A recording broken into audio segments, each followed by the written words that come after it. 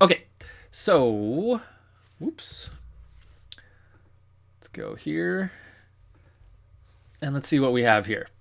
So we have an E, a G, and a D. Okay. And here we have a B, D, A. Let's just look at this first eighth note first. We might go down to eighth notes here. I think that might be better for us. So these first two, well, this first eighth note. So B, E, G, D. That's odd. So I think we have some kind of seventh chord here. So let's say E, G, B, D, right? That would get us something in the shape of a triad. And what does that get us? E, G, B, D. That gets us a diminished chord, a half diminished chord, right? So let's see here. E, G, B, D. And that B is flat. Oops. Because of our key signature, to B flat. I'm going to put that in there just so that we see it a little more explicitly. So this is B flat. So that gets us a half diminished chord built on 2 because it's built on E. So in the key of D, a diminished 2 chord, not that weird, right? That's about what we expect. It's perfectly in key, even with that B flat is in the key of D minor. So there's nothing out of key here. So that's just fine. That's a 2 half diminished chord. Okay. Let's move on to our next eighth note. When we see that diminished chord, we might start to think, oh, we're getting into some tricky waters here. And you would be right. What's going on? Okay, here we have A, F, A, D. So to put that in a triad, we're going to have a D, F, A. Another 1. This is going to be like a 1, 6, 4 because the A is in the bass. So let's call that a 1. I really should be doing inversions here. 1, 6, 4. Next eighth note. What do we have? G, G, E, B, D. Same thing as right here. E, G, B flat, D. Another half diminished chord. Oops.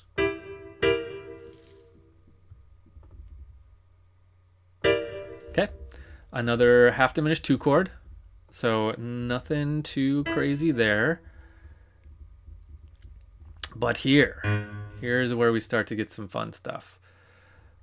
Okay, so G sharp, F, B natural, D. So we have 2 accidentals going here, right? We have the G sharp, so that could be our leading tone, or this B natural. Don't forget that, remember earlier I said that if you see a raised note, it could be our leading tone. If you're in a key that has a flat in it, and then you see a natural, that's a raised note. A natural is a raised note in that case. So this could be leading us to C. This could be leading us to G. Let's figure out what chord it actually is first, kind of that literal definition of the chord. Or we could skip it and go to the next chord and see if it makes sense that way. Let's do the literal chord first. So if I wanted to put this into a triad, let's see if B, D, F, A flat would work. If I respelled that as A flat, B, D, F, A flat works.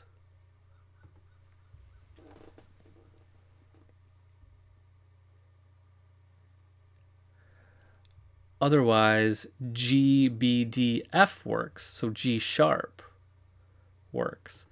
Let's try that. That fits the way it's already spelled, so it's maybe slightly more likely. So G sharp, B natural, D, and F. Okay, what does that give us?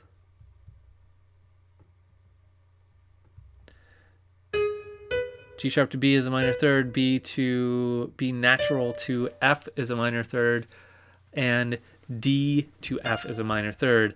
That there is a fully diminished chord. Okay, so it doesn't quite make sense where it is yet. So let's call it question mark fully diminished chord, fully diminished 7 chord. Okay, we're going to finish that question mark once we figure out what this is over here. Because if G sharp is our root, which we think it is, then this ought to be an A chord. Or is likely to be an A chord. So let's figure that out first. Whoops. Let's go back over here. Why do I keep jumping backwards? MuseScore. Okay, there's some A's. So D, F, A. Oh, it's a D chord. I have D, F, A. That's a 1 chord, right? And then I have, this is probably the same with this being a non-chord tone. But then here we have 5, I think it's a 5, A, C sharp, E. So another major 5.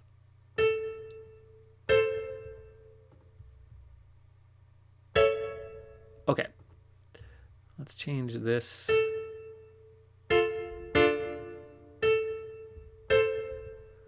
To quarter notes, so it's more clear. Okay, what do we want to call those now? Let's not deal with this question mark quite yet. Let's go here. This very clearly is a 1. And this very clearly is a major 5. Okay. So what does that make this? If this was G sharp leading to A, we would have called it leading tone 7 of 5. But there's a 1 in between. Is that okay? Well, we have not covered this yet. So I'm going to tell you right now, yes, that's okay. So, whoops. We're going to call that leading tone. Let me get my line up here.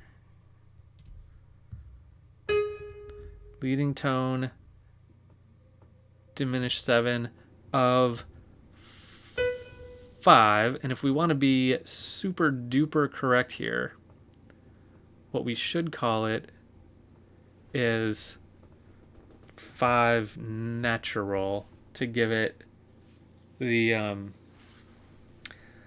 appearance of being a major 5, but just having capital 5 works.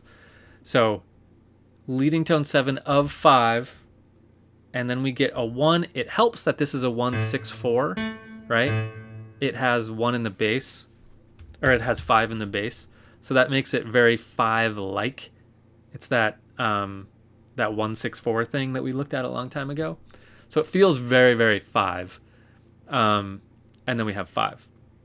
So this leading tone 7 chord is really kind of resolving over to here, right?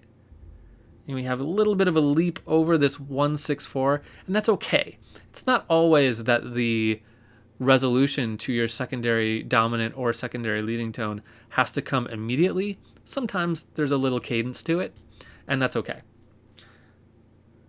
All right, so we discovered this chord. Let's hear our pattern. Oops, let's not hear it at an insane tempo.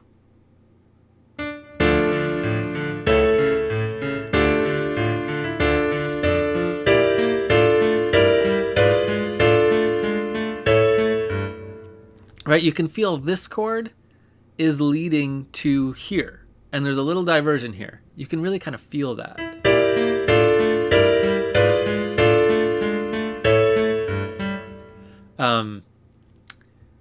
So there we have it. There's some Beethoven. Fun, right? Okay, I'm going to give you this whole Beethoven file if you want to play around with it and have fun with it. Someone took a lot of time to put that into MuseScore. So hooray for them.